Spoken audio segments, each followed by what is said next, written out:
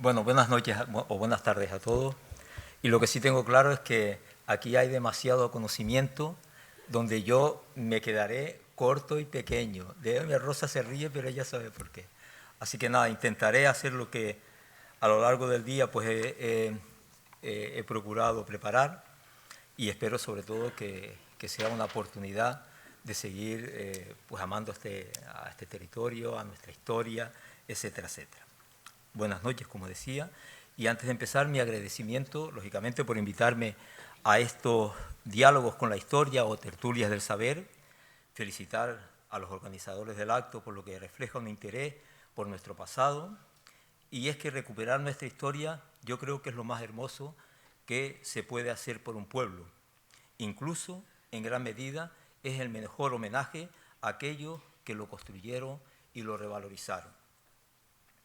Y dialogando con la historia nos situamos, fíjense, yo soy más atrevido, sobre el año 1400, un poco antes de la conquista por los normandos. La Oliva dice ser la capital del reino Masorata, o sea, que aquí previsiblemente vivía Guise, uno de los dos reyes que Le Canarien cita y que además no se llevaba nada bien con su vecino Ayose. Y sigue Le Canarien que no solo no se llevaba bien, sino que la población estaba diezmada por los enfrentamientos entre ellos, precisamente por las cabras. Pero ¿qué era la Oliva en ese entonces? Me lo supongo. Un amplio llano por donde el agua, si llovía, corría aceleradamente hasta acabar en los fondos de la vega, formando una extraordinaria laguna de agua que llegaba a durar meses y a veces de invierno a invierno. Y cuando digo esto es porque lo he vivido yo. Lógicamente, un extraordinario lugar para la vida. Pero ¿quiénes vivían aquí? Los restos arqueológicos nos dicen que había una o dos familias por Finvapaire, varias por la zona de la orilla, ocupando desde la cueva de los Pascuales, la cueva de Cercopedro, hasta la aldeíta. Otro núcleo importante vivía entre el lomo de la Virgen, la Huesá del Negro y la Majada de la Fuente. Pero sin duda, el grupo más importante, que yo más o menos pienso, vivía y ocupaba la cueva que se halla junto a la casa de los coroneles. Mire que estoy hablando de una cueva que casi nadie la hemos visto. No solo ocupaban la cueva, sino que además habían otras construcciones, de las que algunas quedan todavía, de piedra seca realizadas por ellos, tipo chozas que también previsiblemente vivían. Y es curioso como en ese lugar se aprecia la armonía cultural o enlace que supuso la adaptación de los invasores a ese nuevo contexto y también aparentemente la de los mascos con ellos. Pero ¿cómo se llamaría ese lugar? Porque por ese entonces la Oliva como topónimo no existía, ya que previsiblemente es el nombre que se le da después de la conquista en alusión a los muchos olivos silvestres, acebuches, que habían en la zona. Acebuches estos que son fósiles vivientes, restos de la última época húmeda que vivió Fuerteventura. Buscando en la toponimia nos alienta algunas pequeñas conjeturas que tal vez nos acerquen a nuestros interrogantes. Hacia la Oliva miran dos cuchillos, o sea, dos pequeñas cordilleras, la de Tindama y la de Finvapaire. A esa parte visible, desde la Oliva, le llamamos el frontón de Tindama y frontón de Finvapaire. El de Finvapaire resulta acorde con el nombre del lugar que tiene delante y sobre el que se levanta, o sea, Finvapaire. Conclusión, si eso es así para Finvapaire, parece lógico que se usaran los mismos criterios con el de Tindama, por lo que se podría pensar que el lugar que está delante del frontón de Tindama, que es el lugar donde hoy se asienta la casa de los coroneles, junto con esa cueva, se llamara Tindama, el lugar y cueva de Tindama. Lógicamente, es un diálogo que tampoco tiene por qué ser así, pero le veo cierta coherencia para seguir ahondando en ello. Así que los inicios de la Oliva su germen, después de la conquista, está claro que es el lugar de Tindama o el solar de los coroneles, donde se empieza a conformar el pueblo.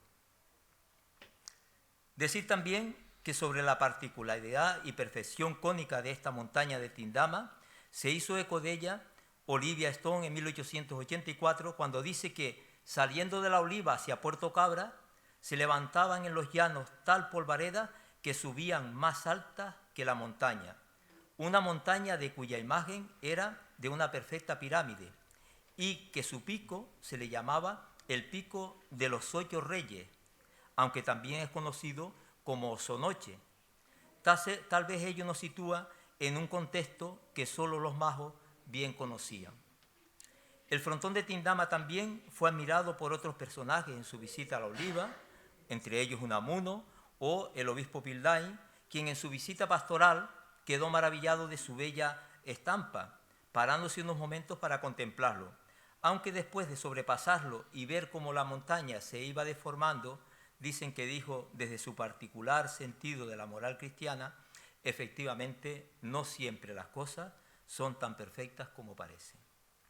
Así pues, después de la conquista, la Oliva pierde toda su importancia en un nuevo contexto histórico, ya que incluso se obliga a todos los majoreros, en aras de salvaguardar su integridad, a vivir en la recién fundada villa de Betancuria, aunque no todos lo cumplieron, aquí también hubo alzado.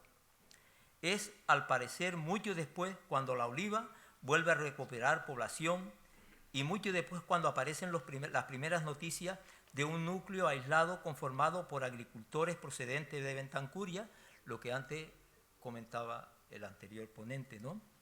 De apellidos Hernández, los que se han asentado en la Oliva.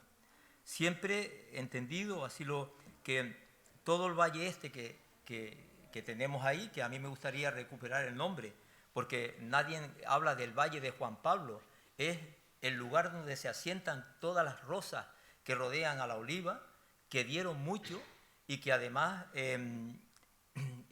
también es la base de todo lo que es la Vega de la Oliva, ¿no? Pues ese valle se sigue llamando, lo vemos, el Valle de Juan Pablo. Parece que eran el nombre de uno de estos primeros vecinos que encabezan el grupo, y es quien da su nombre al valle que aún hoy en día se conserva, el Valle de Juan Pablo. Un valle que, según se decía, producía más trigo que toda Fuerteventura junta. Más de 1000 gavias conforman este lugar, que en los años buenos producía más de 10.000 fanegas de grano. En ello reparó Viera y Clavijo cuando estuvo aquí y dijo que la oliva estaba plantada en medio de un fértil campo. Los Hernández, pues, ponen en producción todo el valle, sus amplias y ricas tierras, cuya fertilidad sigue siendo un privilegio para la oliva, aunque no hagamos uso de ella. Decía también que en este valle se hicieron las primeras gavias de Fuerteventura. Y permíteme una alabanza, porque la gavia, que yo considero un invento aborigen, representó para los majoreros la espera eterna y la solución de la vida misma, y en ella sembraron toda su esperanza y en ella florecieron todas sus ilusiones. Nunca un puñado de tierra dio tanto. Así que poco a poco la desaparecida capital aborigen, rebautizada como La Oliva, recupera una cierta importancia dentro del nuevo contexto histórico de Fuerteventura. El resurgimiento de este grupo de vecinos alejados considerablemente de Betancuria y en aras de poder cumplir con los preceptos religiosos, construyen un lugar para el culto. Téngase en cuenta que era de obligado cumplimiento ir todo el mundo a misa los domingos, y eso significaba ir a Betancuria y estar todo el día en el camino. Por tanto, la primera ermita de la Oliva que se construye, y lo hacen también porque su gente necesita tener a alguien a quien rezarle y también a quien pedirle la protección divina e implorarle en esos momentos más dolorosos y oscuros. Y allí, para que las generaciones venideras lo recuerden y como orgullo de lo que une a un lugar, de lo que les une un lugar, allí dejaron esculpida en piedra su fe. Se traen una talla de la Virgen de la Candelaria que colocan en esa ermita, que es una vocación mariana con gran arraigo en ese momento también en Canarias ya. El pasado, aparte de mirarlo, hay que comprobarlo, y en eso estoy de acuerdo. Y mi abuelo decía también que tradición en toda edad es mentira consentida, que a fuerza de repetida pareciera ser verdad. Pero al margen de esto, la historia está para conocerla y en gran medida es la luz que debe guiar a la sociedad hacia el futuro. Esta ermita, pues, que tras la desamortización de Mendizábal pasó a propiedad del coronel junto con la silla, la rosa de la Candelaria y la suerte del Rosario, fue constituida en capellanía, de cuyas rentas y frutos eran para la ermita de San Telmo de las Palmas, según me decía don Rafael Méndez, su último y gran administrador, porque él fue el que propició que su dueño, don Francisco Bravo, bisnieto del último coronel, la donara al ayuntamiento para conservarla, aunque ahí está todavía, ¿no? Llama la atención la decoración labrada en sus dinteles, tanto de su puerta principal como de su ventana, realizada en piedra blanca del país y artísticamente labrada. También contaba con una decoración esgrafiada a lo largo y ancho de sus alzados, confiriéndole un valioso aporte decorativo que desapareció durante su restauración. Su artesonado es mudéjar y su pavimento originalmente era de tableros de madera de tea y en ella fue objeto de culto, y así podía haber sido, durante casi 200 años, la Virgen de la Candelaria, hasta que se construyó la nueva iglesia parroquial, nacida para sustituir a esta ermita a finales del siglo XVII, y en la que, acorde con los nuevos tiempos, se adquiere la actual imagen de la Candelaria, que es de vestir, una moda de mayor prestigio que se imponía, desechando, por tanto, la antigua imagen, y es que simplemente los tiempos habían cambiado. Volviendo a la talla de la Candelaria de la ermita de Puerto Rico, de aire flamenco y de gran sensibilidad artística, es muy posible que ya para finales del siglo XV estuviera aquí en La Oliva. Ella, durante todo este tiempo histórico de La Oliva, sin duda fue la gran protagonista de sesión por todo lo que significó la historia que venía después, traída seguramente por encargo para acrecentar la fe y proteger las almas de los vivientes. Esta bella imagen, que el solo verla te llama la atención por sus cualidades estéticas, esa ternura con que se ven las pasiones de la Virgen con el niño que mueve su mano y que ya anticipa una cierta evolución hacia el gótico. La primera impresión es sin duda la del afecto del hijo y la ternura de su madre, que con gracia y mimo el artista plasmó dulcemente.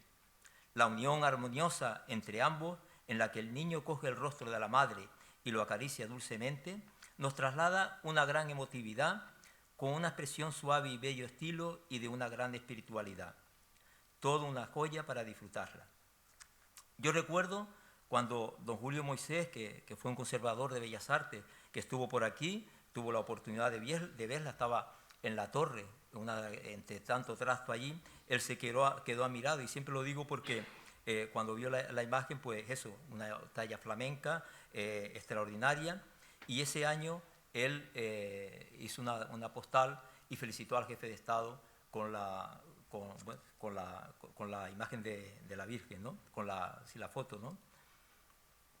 Los acuerdos del Cabildo de la isla recogen que esta Virgen de la Candelaria fue llevada en procesión hasta Betancuria el día 8 de febrero de 1619.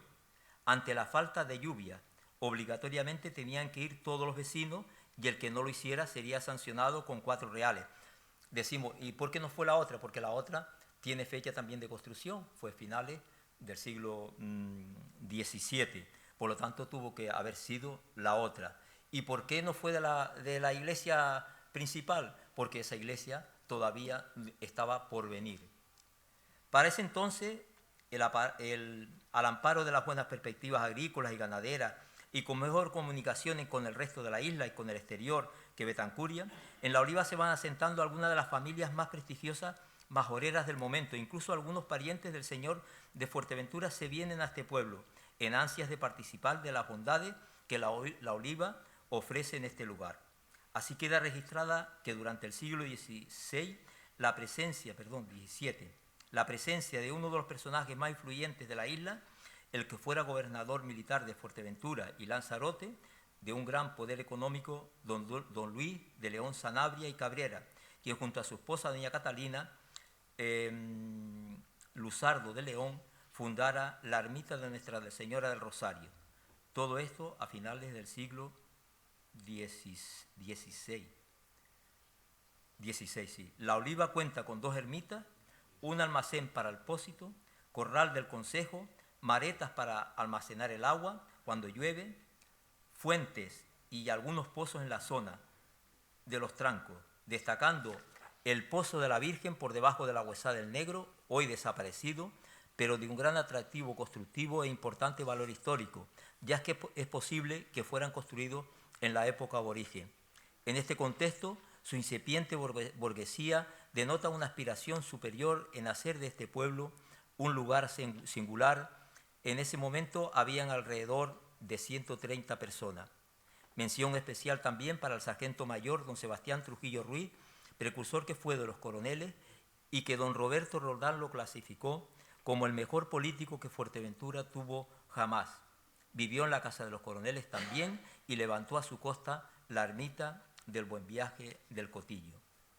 Centrándonos en la ermita de la Candelaria, ermita de Puerto Rico, ermita de Puerto Escondido o en la Capellanía, hay que decir que dicha construcción realmente no responde al concepto clásico y estético que sobre las ermitas tenemos, pero también es cierto que hay muchas excepciones, y esto he tenido la oportunidad de hablarlo mucho con mi amigo Loren Castañeira, ¿no? Se dice que su planta obedece a que nació como lugar para el culto, a que no nació como lugar para el culto, y que a su vez sirviera de casa habitación para aquellos monjes que vinieran de Betancuria a realizar los servicios religiosos. Si miramos su planta actual, vemos que se trata de 2 habitaciones contiguas, pero hay una tercera a medio construir que forma una L.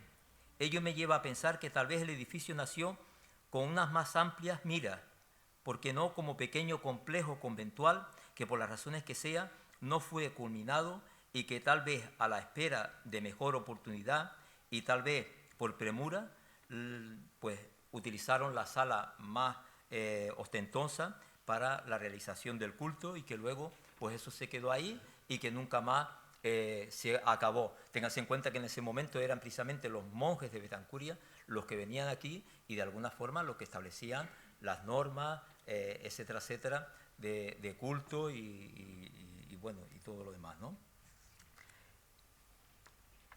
Creo recordar, esto lo hice en memoria, que don Manuel Lobo, aquí presente, aparece, creo que en el siglo XVII, hace mención a que en un testamento un señor dona una esclavita a la ermita de la Candelaria. Y más adelante, también, otro señor deja en su testamento una cantidad de dinero a la ermita de la Candelaria y otra a la ermita del Rosario.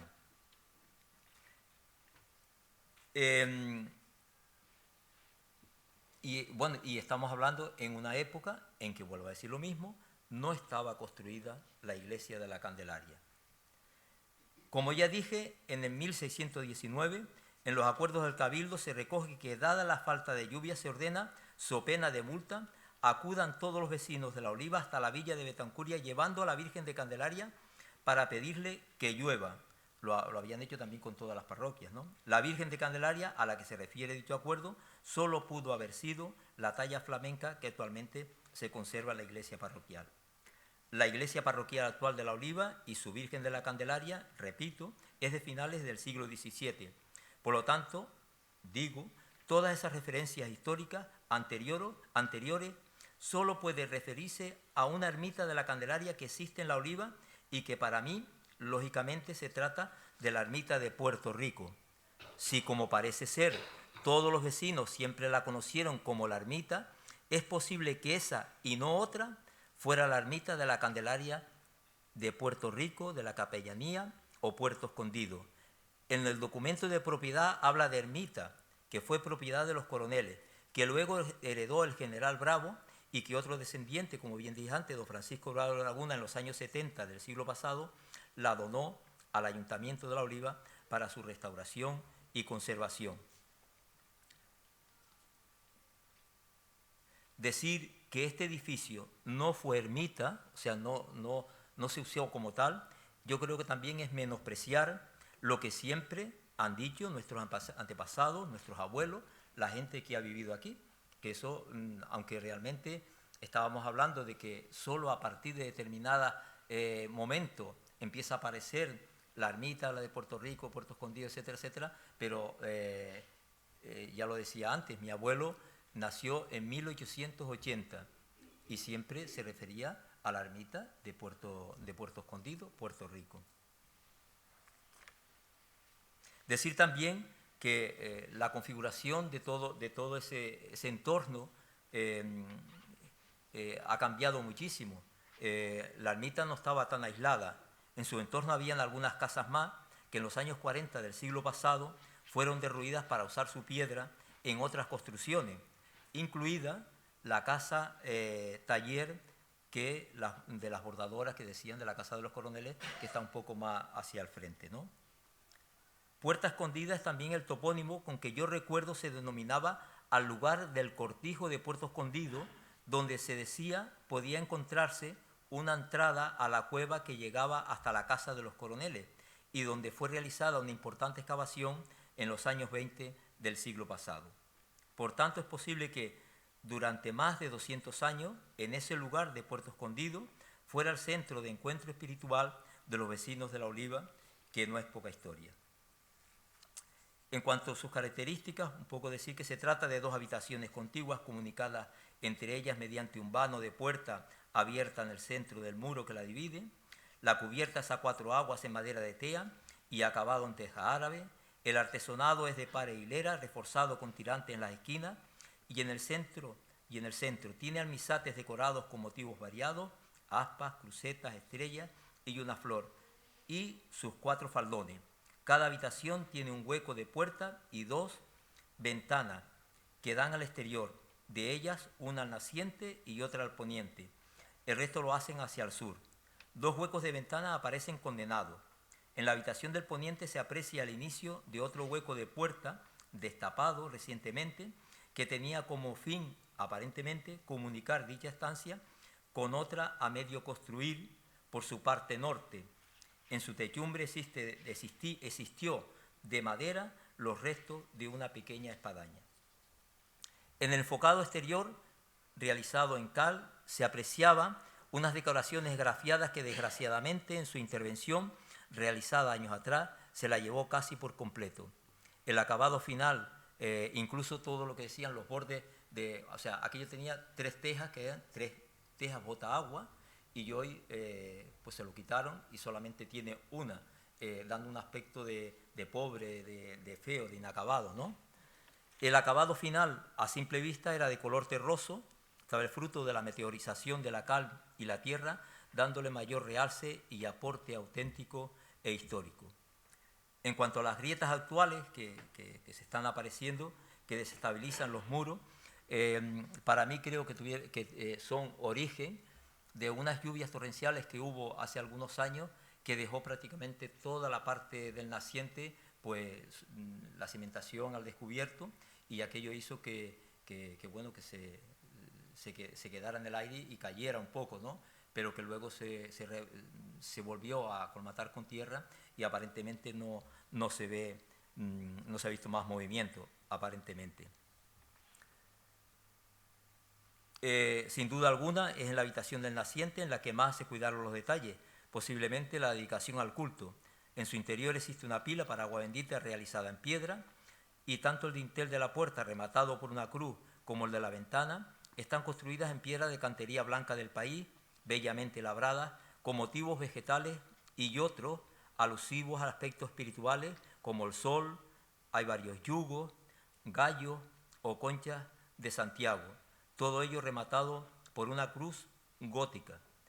Es el más claro ejemplo donde confluye cantidad de signos que reflejan una fe de toda una comunidad cincelada en piedra, o al menos esa es mi interpretación, ¿no? Como bien BIC, que se sabe qué es, bien de interés cultural, con categoría de monumento histórico, desde el año 1991.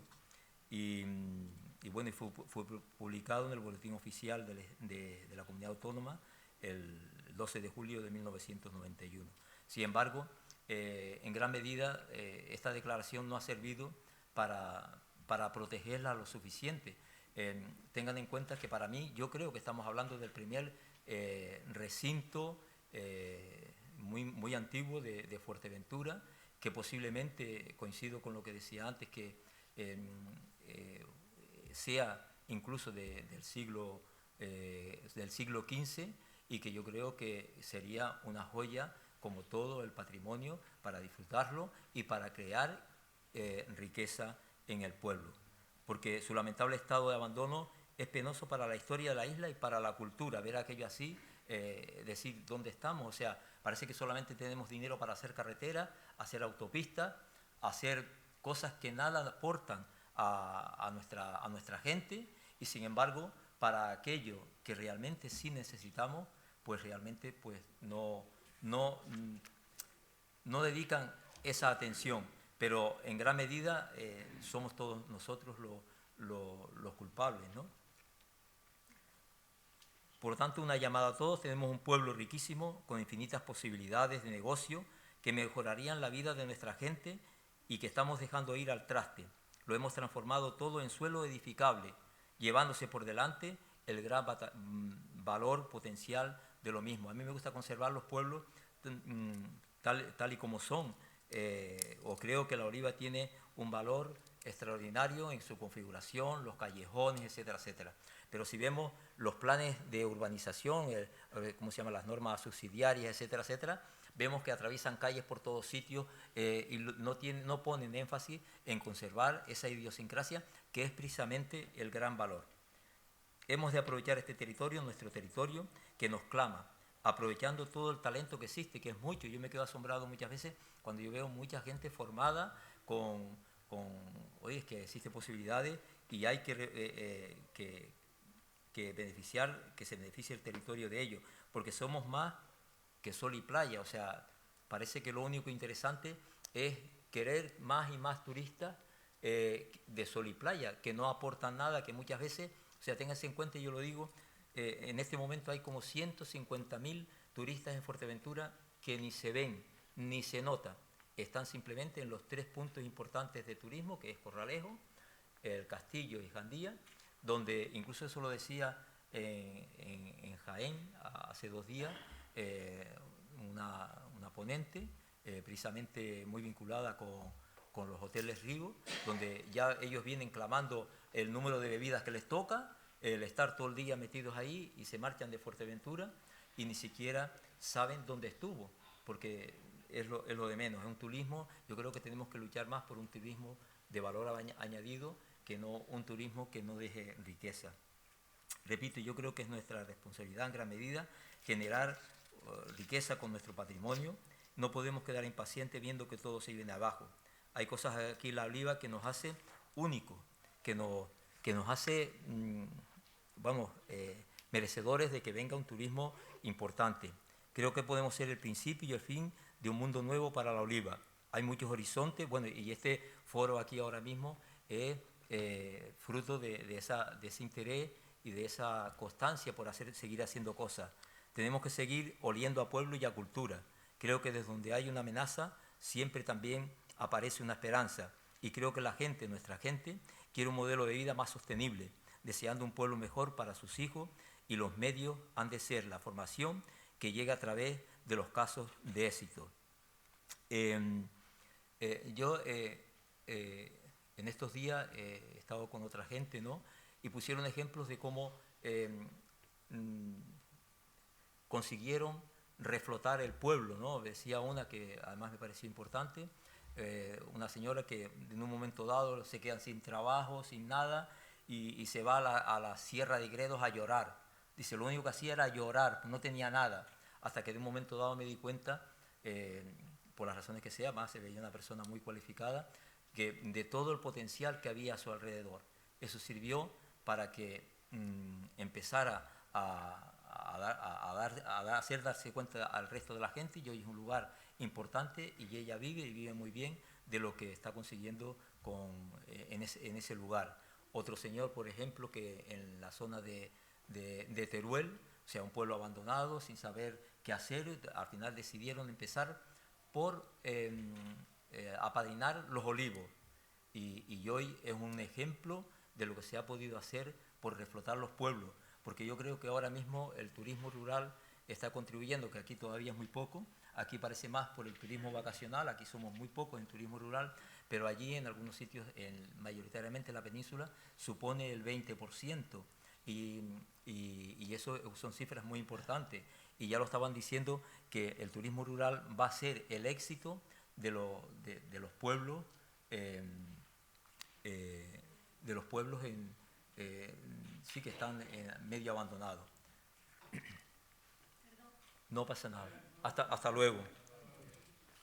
Y yo por eso hacía un llamamiento, aprovechando todo lo que significa esto de diálogo y de historia y de darnos cuenta del valor, porque yo creo que el turismo, el patrimonio debe sernos útil.